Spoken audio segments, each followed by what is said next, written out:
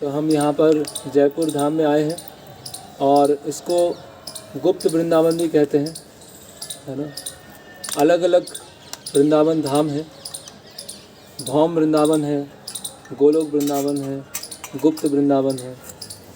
तो जो गोलोक वृंदावन है, आध्यात्मिक जगत में जो भगवान का स्वयं का घर है, जहाँ भगवान अपनी लीला विलास करते हैं अपने भक्तों के साथ में। और भौम वृंदावन का जो परछाई है, या भौम वृंदावन जो गोलोक वृंदावन का एक परछाई है या गोलोक वृंदावन का एक भाग है, भगवान इस धराधाम में, इस भौतिक जगत में लेके आते हैं। उसको बोलते हैं भौम वृंदावन, जो कि मथुरा के पास में है, जहाँ भगवान व्यक्तिगत रूप से अपने पार्षदों को लेके आते हैं। और एक है गुप्त वृंदावन। गुप्त वृंदावन मतलब ऐसा वृंदावन जो भक्त प्रकट करते हैं, है ना, भक्तों के माध्यम से प्रकट किया जाता है, या भगवान अपने विग्रहों के रूप में उस स्थान पर रहते हैं। तो जैसे हम देखते हैं कि उड़ीसा में एक जगह है जहाँ पर माधवेंद्रपुरी रहे थे और क्षीरचोर गोपीनाथ के विग्रह हैं। कौन सी जगह है?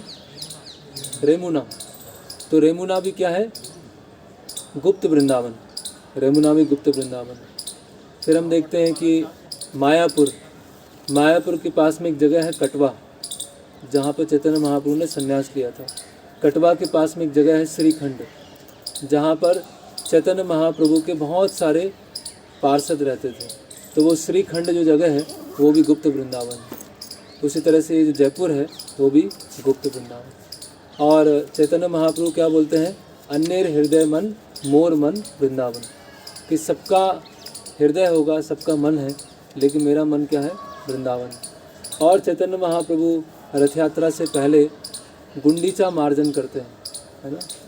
तो गुंडीचा मंदिर का जो मार्जन किया जाता है, तो जो श्री मंदिर है जहाँ पर जगन्नाथ जी स्वयं रहते हैं, वो है द्वारिका या कुरुक्षेत्र, और जो गुंडीचा मंदिर है वो क्या है?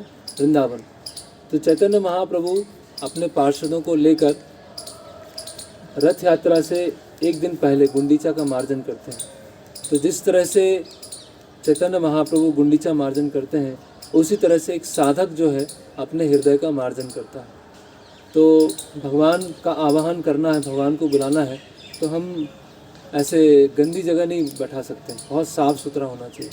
उसी तरह से हमारे अंदर बहुत सारे ग्रॉस रूप से अनर्थ हैं, सूक्ष्म रूप से अनर्थ हैं, अति सूक्ष्म अनर्थ हैं।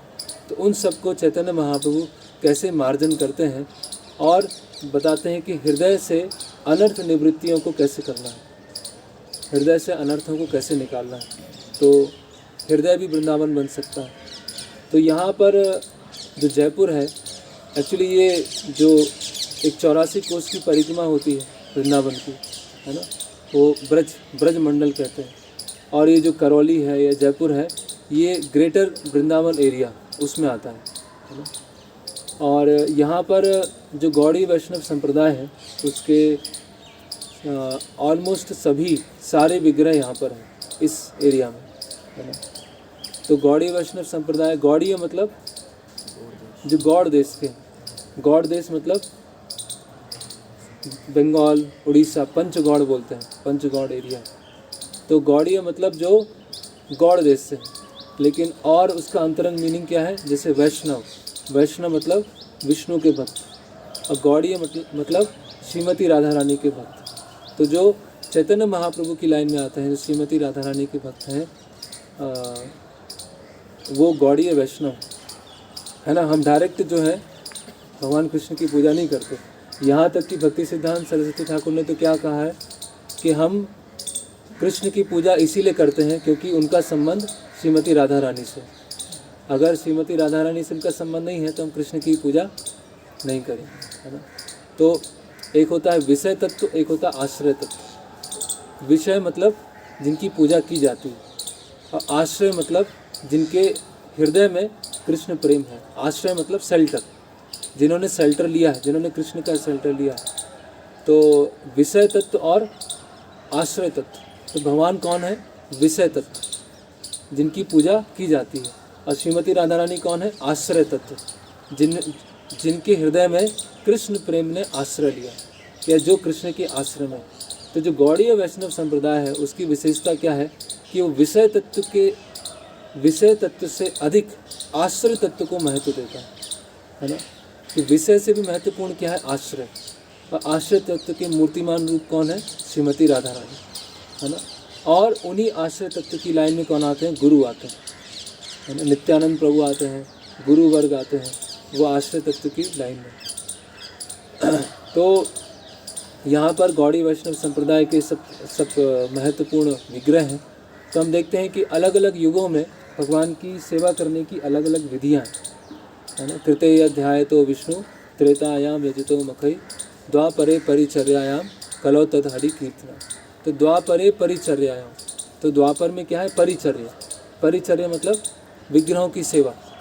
तो भगवान कृष्ण के प्रपौत्र वज्रनाभ, उन्होंने वृंदावन में अलग अलग विग्रहों की स्थापना की, है ना।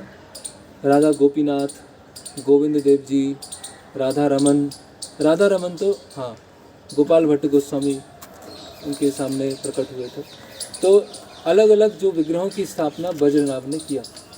और जब मुगलों ने भारत पर आक्रमण करना चालू किया तो ब्रजवासियों ने जो वहाँ के विग्रह थे, प्रमुख विग्रह थे, उनको क्या कर दिया था, उनको अंदर ऐसे ज़मीन के अंदर क्या बोलेंगे, छुपा दिया था।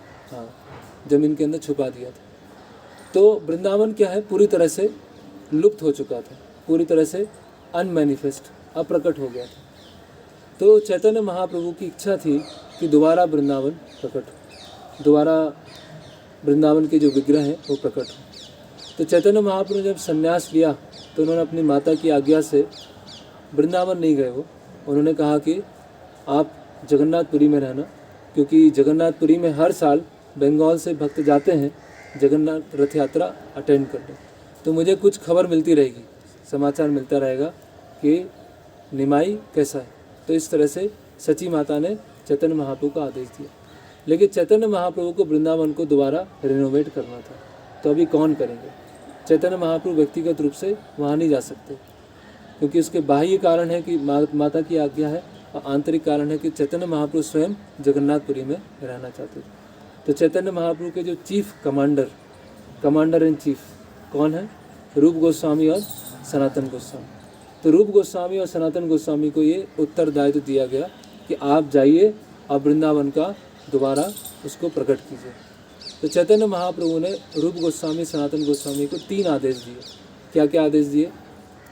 पहला आदेश था कि जो मेरा संदेश है उसको लिखित रूप देना है, शास्त्रों के रूप में देना। चैतन्य महाप्रभु ने रूप गोस्वामी को प्रयाग में 10 दिन तक शिक्षाएं दी थी, जिसको रूप शिक्षा बोलते हैं, जो चैतन्य चरितामृत में है।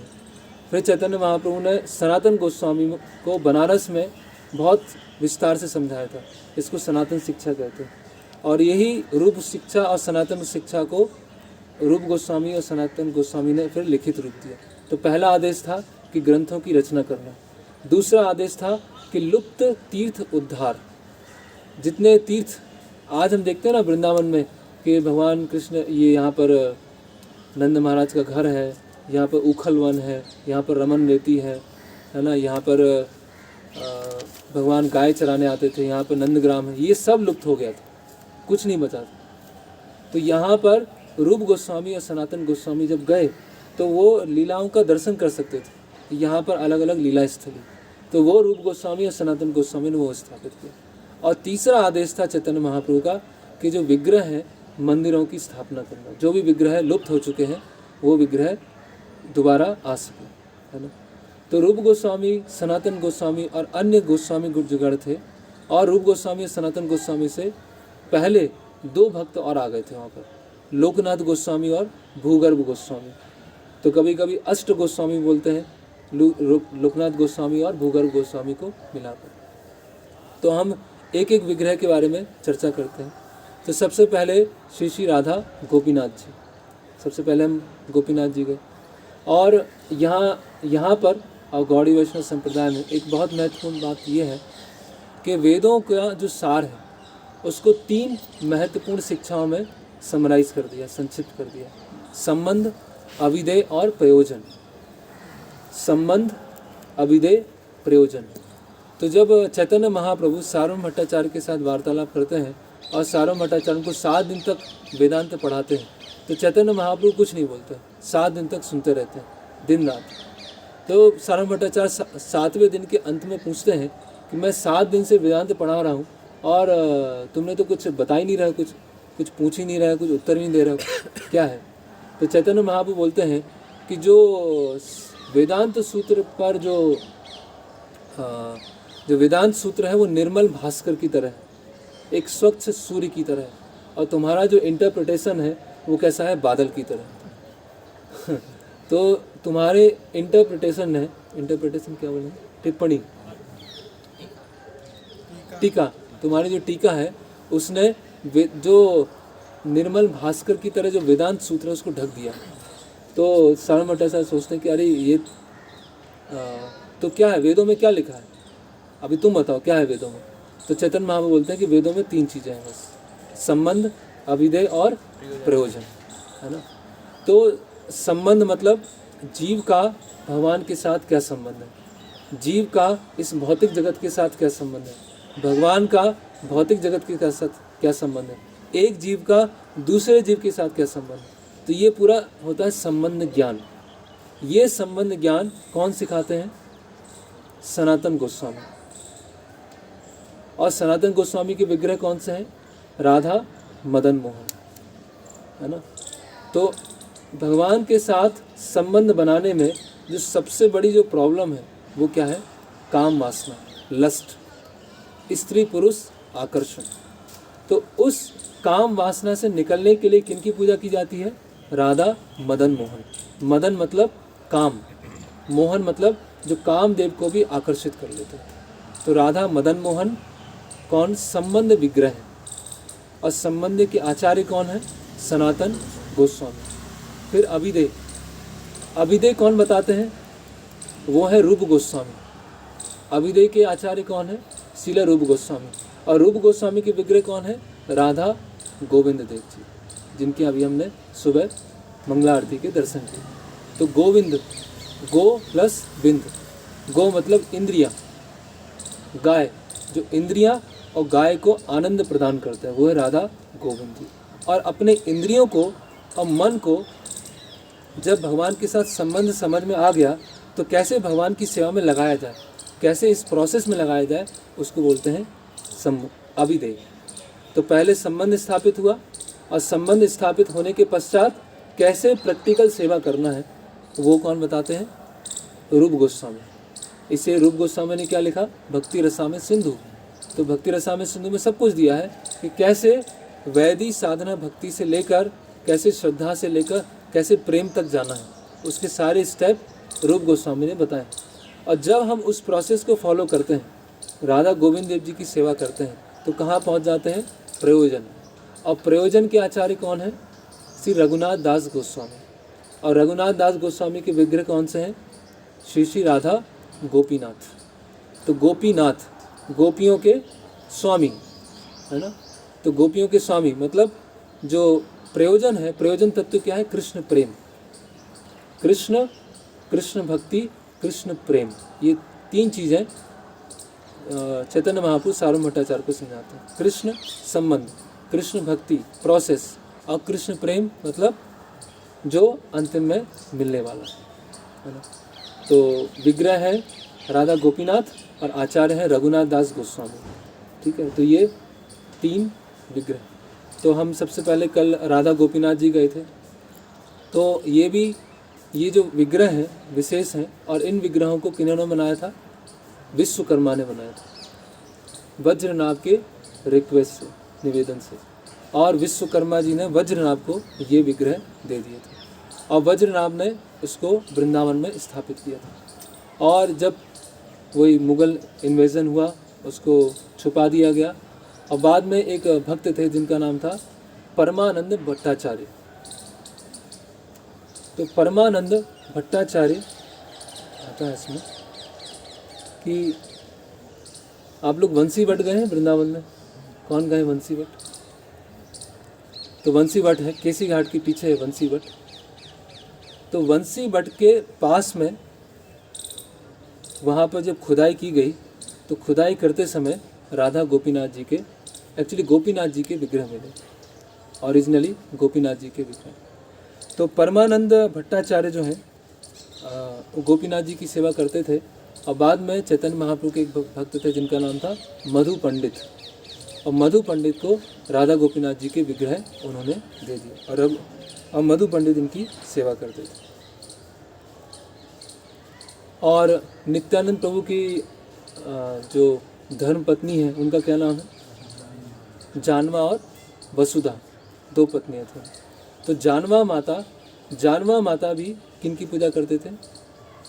गोपीनाथ जी की करते थे। और जानवा माता ने क्या किया था कि आज हम जो भी विग्रहों के साथ में राधा रानी के विग्रह देखते हैं वो सब किन्होंने स्थापित किए थे? अधिकतर जानवा माता ने स्थापित किए थे, है ना। वो जो हम वैष्णव सॉन्ग आते हैं ना, जय राधे जय कृष्णा जय वृंदावन, सबसे अंतिम में क्या आता है?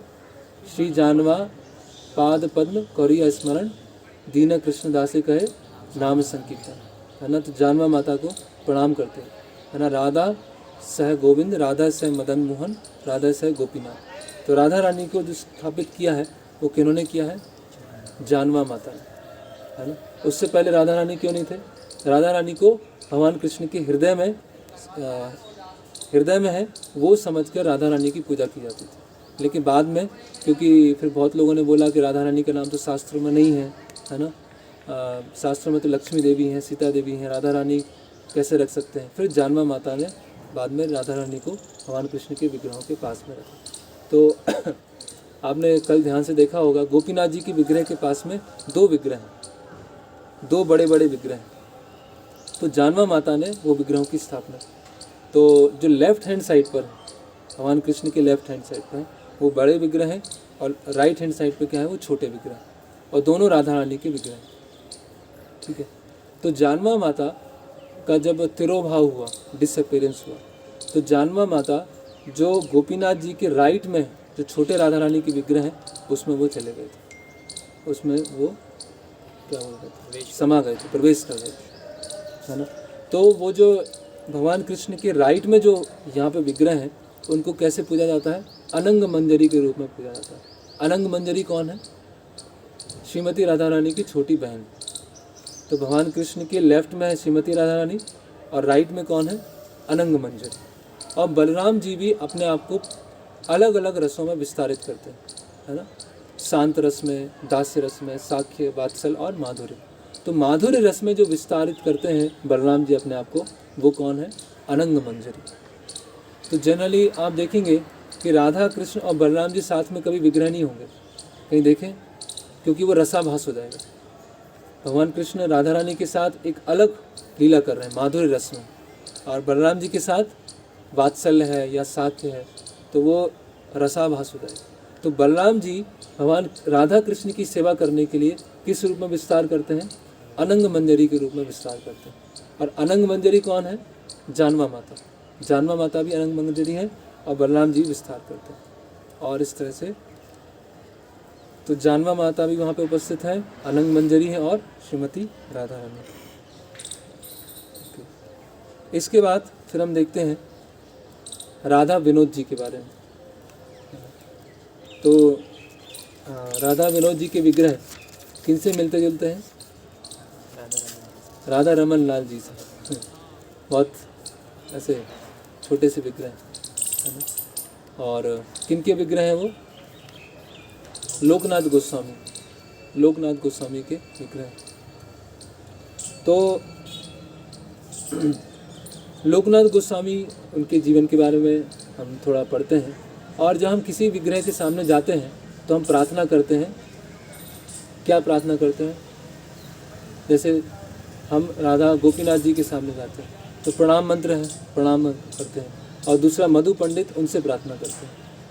और राधा गोविंद जी के सामने जाते हैं तो किन से प्रार्थना करते हैं? रूप गोस्वामी से प्रार्थना करते हैं। गोविंद देव जी से प्रार्थना करेंगे तो काम नहीं बन पाएगा, तो रूप गोस्वामी से प्रार्थना करें। तो जिनके विग्रह होते हैं उनसे प्रार्थना की जाती है। तो उनसे जब प्रार्थना करते हैं तो विग्रह अधिक प्रसन्न होता है, अगर हम विग्रहों से डायरेक्ट प्रार्थना करेंगे, जैसे राधा विनोद जी हैं, राधा विनोद जी से प्रार्थना करेंगे तो इतने प्रसन्न नहीं होंगे, प्रसन्न होंगे, लेकिन अगर लोकनाथ गोस्वामी से प्रार्थना करेंगे वहाँ खड़े होकर, या राधा दामोदर मंदिर में जीव गोस्वामी से प्रार्थना करेंगे, तो भगवान क्या होते हैं और प्रसन्न होते हैं, क्योंकि लोकनाथ गोस्वामी और राधा विनोद जी का क्या है, बहुत घनिष्ठ संबंध है। तो लोकनाथ गोस्वामी का जो प्राकट्य है वो कहाँ हुआ था, बांग्लादेश में हुआ था। और बांग्लादेश में एक जगह है जिसका नाम है नौखाली, है ना।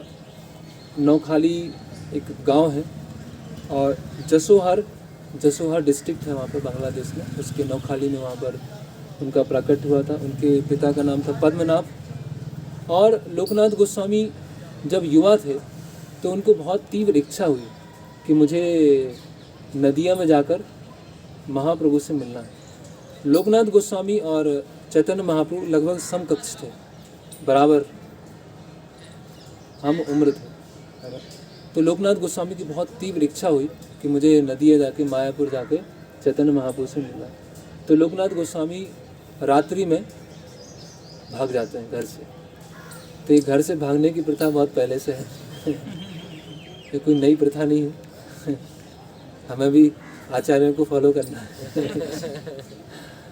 तो लोकनाथ गोस्वामी रातों रात वहाँ से चले आते और कहाँ पहुँचते हैं, मायापुर पहुँच जाते हैं। और कब मायापुर पहुँचते हैं, जब चैतन्य महाप्रभु 2 दिन के बाद संन्यास लेने वाले थे। तो लोकनाथ गोस्वामी पहुँचते हैं और वहाँ पे देखते हैं कि वहाँ नदिया में मायापुर में बात चल रही है कि ये निमाई है, यहाँ से जाने वाला है, संन्यास लेने वाला।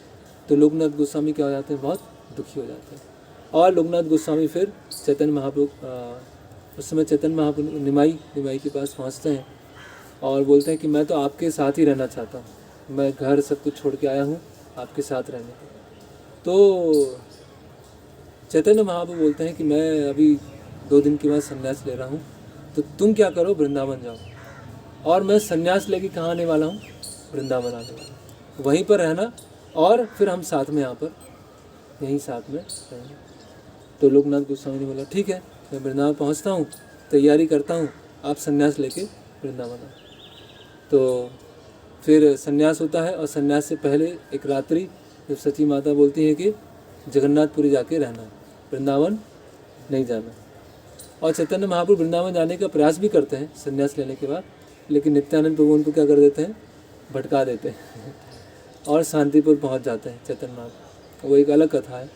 तो लोकनाथ गोस्वामी को पता चलता है कि चैतन्य महाप्रभु तो वृंदावन आ ही नहीं रहे। चैतन्य महाप्रभु कहाँ पहुँच गए, पुरी पहुँच गए। तो लोकनाथ गोस्वामी को बहुत विरह होता है कि महाप्रभु से मिलना है मुझे। और चैतन्य महाप्रभु क्या निश्चित करते हैं कि मुझे अभी प्रीचिंग में जाना है, प्रचार में जाना है। कहाँ जाना है, दक्षिण भारत। तो चैतन्य महाप्रभु पुरी से कहाँ चले जाते हैं, दक्षिण भारत चले जाते हैं। और लोकनाथ गोस्वामी चैतन्य महाप्रभु के पीछे पीछे पीछे कहाँ पहुँचते हैं, दक्षिण भारत पहुँच जाते हैं। और जैसे ही लोकनाथ गोस्वामी दक्षिण भारत पहुँचते हैं, सोचिए वृंदावन से दक्षिण भारत पैदल, है ना। और जैसे ही दक्षिण भारत पहुँचते हैं तो पता चलता है कि चैतन्य महाप्रभु का साउथ इंडिया टूर पूरा हो गया और चैतन्य महाप्रभु पुरी आ गए। तो लोकनाथ गोस्वामी सोचते हैं कि अभी पुरी है तो पुरी चलते हैं। तो लोकनाथ गोस्वामी पैदल साउथ इंडिया से कहाँ पहुँचते हैं, पुरी पहुँचते हैं। और चैतन्य महाप्रभु पुरी से वृंदावन जा चुके थे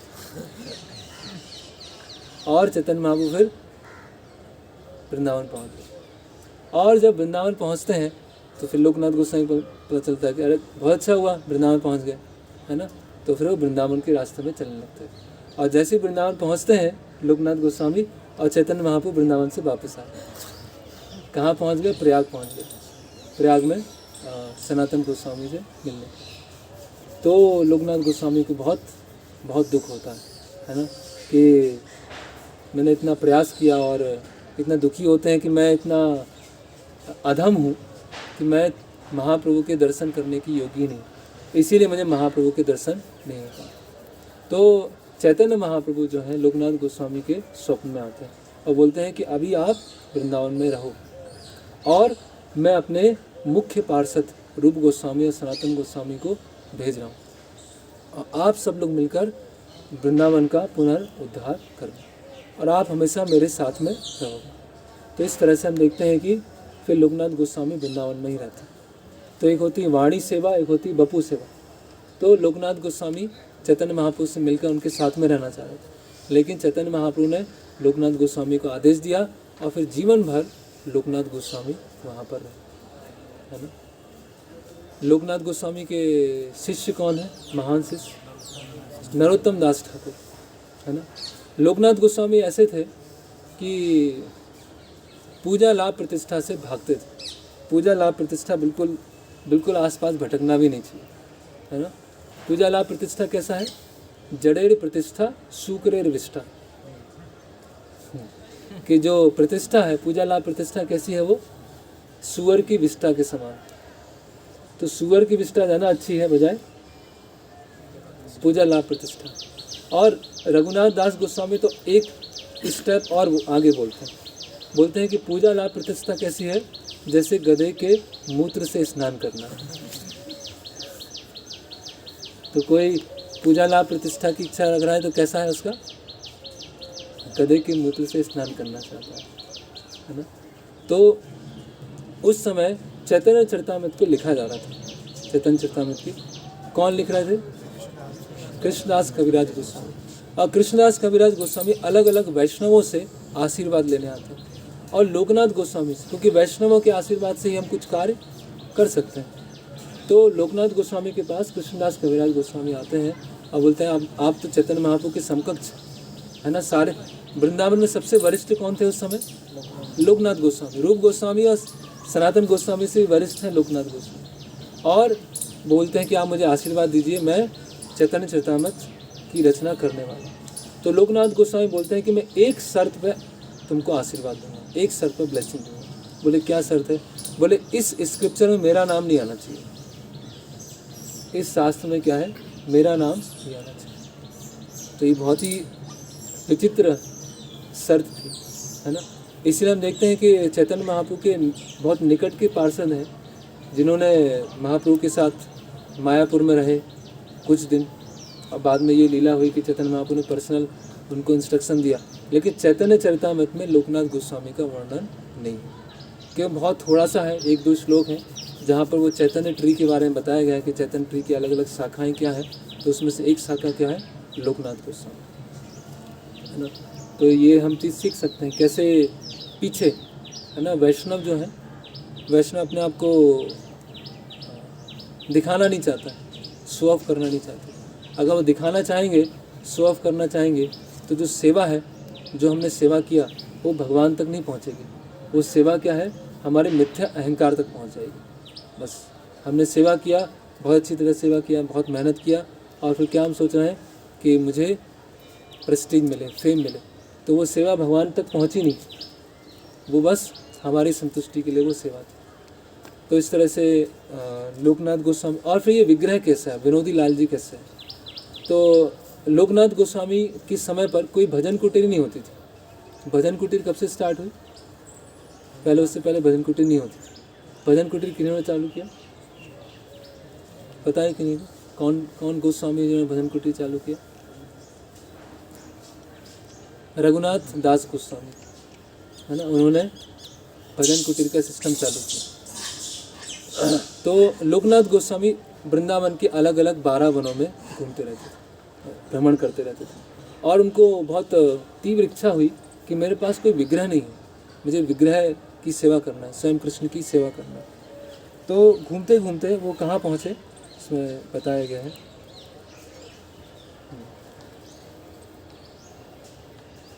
वृंदावन प्रियम वंदे श्री गोविंद पदाश्रितम श्रीमद काशीश्वरम लोकनाथम श्री कृष्णदासकम। तो एक किशोरी कुंड है, किशोरी कुंड के पास लोकनाथ गोस्वामी पहुँचते हैं। और किशोरी कुंड के पास में, किशोरी कुंड कहाँ? ये उमराव गांव है, यहाँ पर ब्रजमंडल में एक गांव है जिसका नाम है उमराव, वहाँ पे किशोरी कुंड है। और तो कृष्ण जो है स्वयं आते हैं ग्वाल के रूप में, और एक विग्रह जो है, छोटे से विग्रह लोकनाथ गोस्वामी को देते हैं। और उन विग्रह का नाम क्या था? विनोदी लाल, राधा विनोद या विनोदी लाल। बहुत छोटे से विग्रह थे, और क्योंकि खुद की भजन कुटीर नहीं थी तो कोई मंदिर भी नहीं था, तो क्या करते थे, एक कपड़ा था जैसे उतरी होती है, तो उसको बैग, उसका थैला बनाया और थैले में विग्रहों को रखा और अपने सामने लटकाया। तो ऐसे कपड़ा होता था और इसका थैला होता था, टोकरी टाइप में होती थी, और उसमें विनोदी लाल जी को रखते थे। और जहाँ जहाँ लोकनाथ गोस्वामी भ्रमण करते थे वहाँ वहाँ विनोदी लाल जी उनके साथ में रहते थे। तो एक बार तो लोकनाथ गोस्वामी किसी से कुछ भिक्षा नहीं लेते थे, जो मिल गया तो ले लिया। तो एक बार विनोदी लाल जी बोलते हैं कि तुम्हारी इच्छा से मैं यहाँ पे आया हूँ और तुम मुझे कुछ देते नहीं हो, है ना, कुछ भोग ही नहीं लगाते हो, है ना, तुम मुझे यहाँ पे क्या क्यों लेके आए हो, है ना, तो मुझे कुछ चाहिए, है ना, कुछ भोग चाहिए। तो फिर जब लोकनाथ गोस्वामी ने ऐसा सुना विनोदी लाल जी से, तो वो क्या हो गए, बहुत प्रसन्न हो गए। और इसके बाद में उन्होंने अभी क्या मिलेगा आसपास, तो एक केला लिया और केले का पत्ता लिया और विनोदी लाल जी के सामने रख दिया, और विनोदी लाल जी ने अपने हाथ से उन केलों को खाया। बोले कि हाँ बहुत बहुत अच्छा था, बहुत स्वादिष्ट। फिर उन्होंने भजन कुटीर बनाने से तो मना कर दिया। इसके बाद आप लोगों में से कोई राधा गोकुलानंद मंदिर गए होंगे वृंदावन में। तो राधा गोकुलानंद मंदिर की स्थापना बाद में आगे चल के किन्होंने किया, लोकनाथ गोस्वामी। और लोकनाथ गोस्वामी के जो विग्रह थे विनोदी लाल जी, उनको वहीं पर रखा था, और बाद में फिर उनको जयपुर में ट्रांसफ़र किया।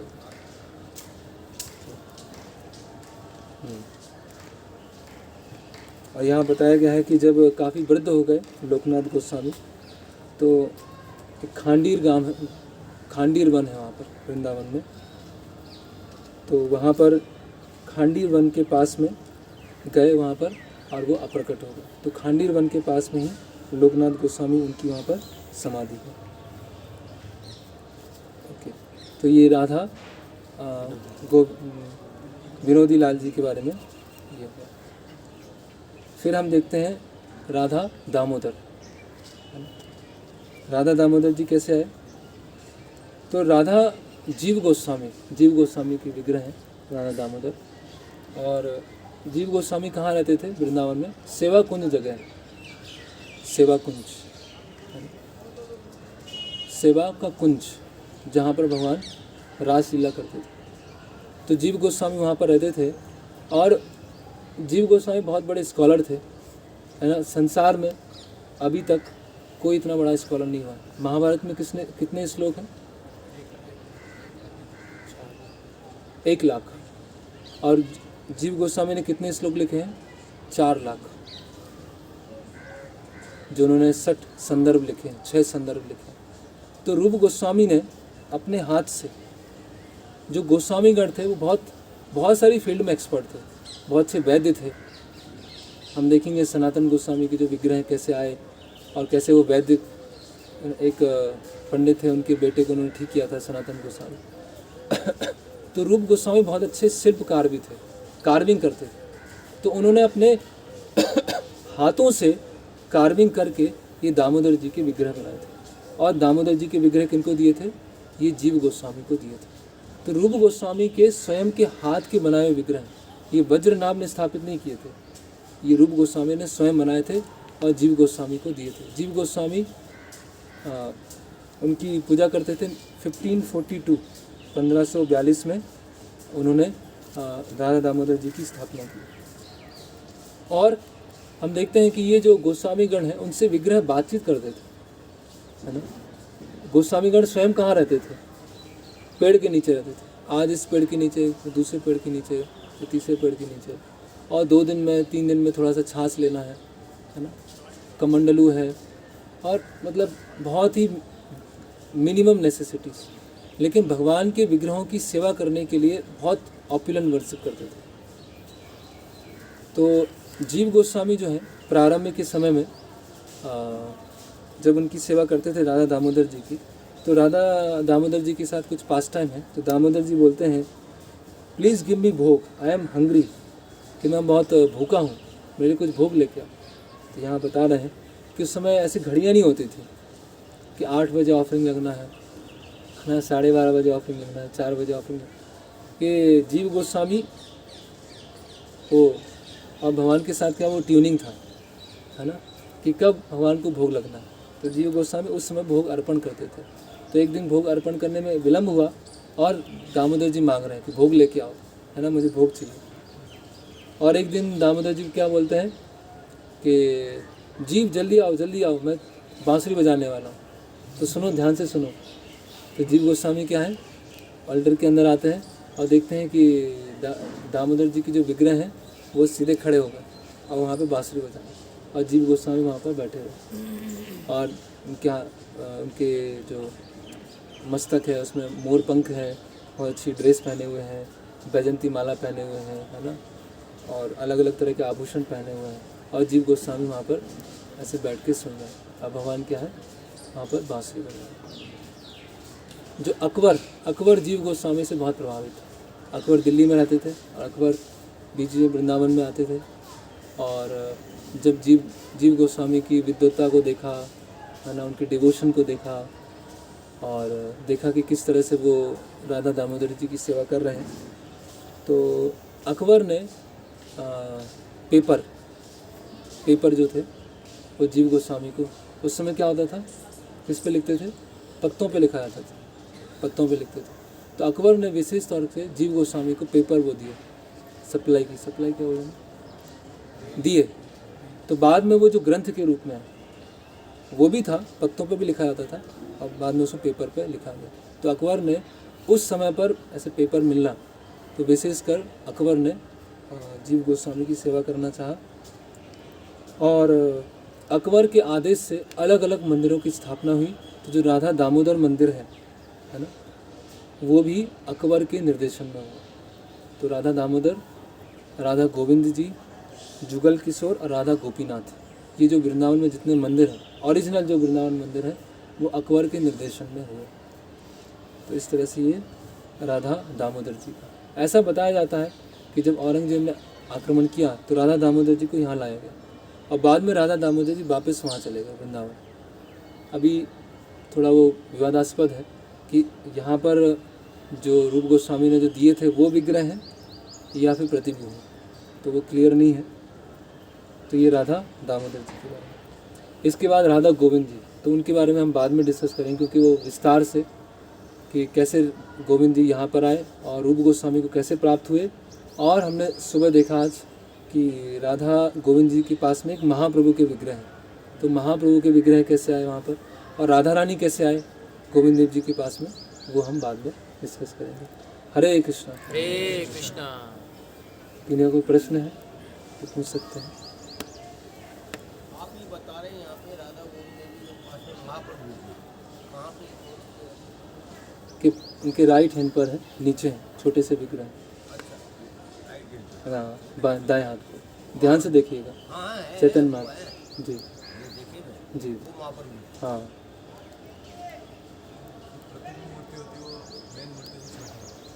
मेन मूर्ति से ऐसा तो प्रतिबिंब मूर्ति के ओरिजिनल विग्रह के समान होते हैं, ऐसा तो कुछ नहीं है। अभी छोटा और बड़ा तो हमारी भौतिक दृष्टि, वास्तव में हम भगवान को नहीं देखते, भगवान हमें देखते, है ना, दृग दृश्य विचार। तो छोटे विग्रह, बड़े विग्रह, क्योंकि हमारे अनर्थ बहुत बड़े हैं। तो प्रतिबिंब ऐसा पता नहीं है, शायद समान साइज भी हो सकता है, छोटा भी हो सकता है, या थोड़ा सा अंतर हो सकता है।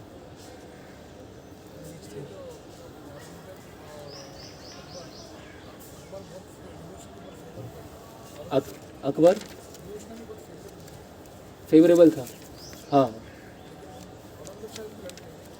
लड़के का लड़का होता, शाहजहाँ और शाहजहाँ का बेटा औरंगजेब, वो तो पूरा बहुत ही तानाशाह था।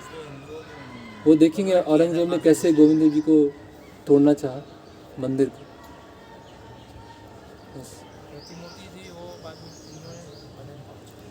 उसका ऐसा वर्णन नहीं है, पृथ्वी मूर्ति का वर्णन।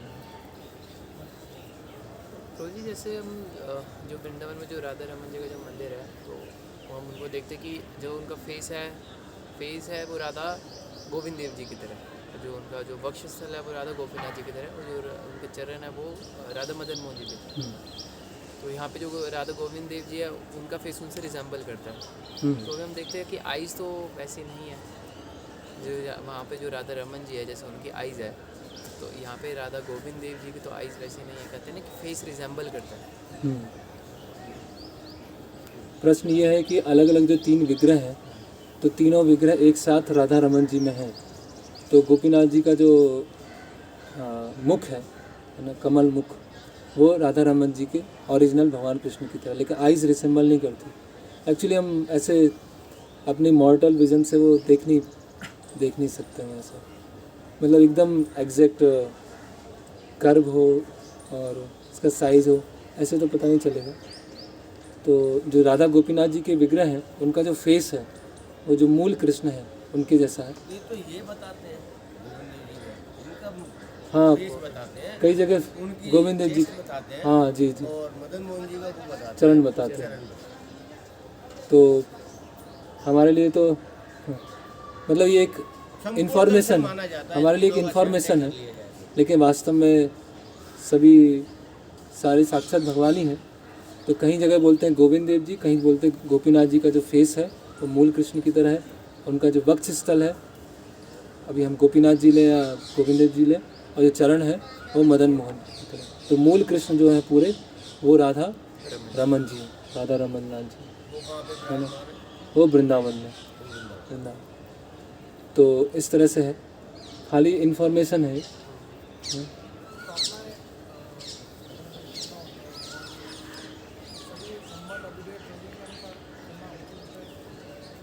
इसमें क्या होता है, जो प्रश्न ये है कि जो हम प्रार्थना करते हैं तो कैसे करें, संबंध अविधेय प्रयोजन। तो अगर कोई प्रार्थना नहीं आती, कोई वैष्णव संग आते हैं है ना, मानस देह गेह जो कुछ मोर वो गा सकते हैं, या भगवान के प्रणाम मंत्र होते हैं वो हम रिसाइट कर सकते हैं, या कोई अपनी व्यक्तिगत प्रेयर है वो कर सकते हैं जो हम व्यक्तिगत कुछ प्रार्थना करना चाहते हैं, या संबंध अविधेय प्रयोजन के अनुसार भी कर सकते हैं कि जैसे मदन मोहन जी के सामने है तो कब मेरे हृदय से काम वासना खत्म हो गई, कब लस्ट खत्म हो गई। और फिर गोपीनाथ जी के सामने जैसे भक्तिमोहन ठाकुर का वो सॉन्ग है, गोपीनाथ मम निवेदन सुनो विषयी दुर्जन सदा कामरथ किचु नाही मोर गुण। तो ऐसे वेरी कर सकते हैं अलग। और कोई? तो यहाँ से हम चलेंगे श्री लोकनाथ गोस्वामी की, श्री मधु पंडित की, श्री जीव गोस्वामी की, श्री राधा दामोदर की, श्री विनोदी लाल जी की, श्री राधा गोपीनाथ जी की, हिताय गौर प्रेमानंदे, श्री गुप्त वृंदावन धाम की जय।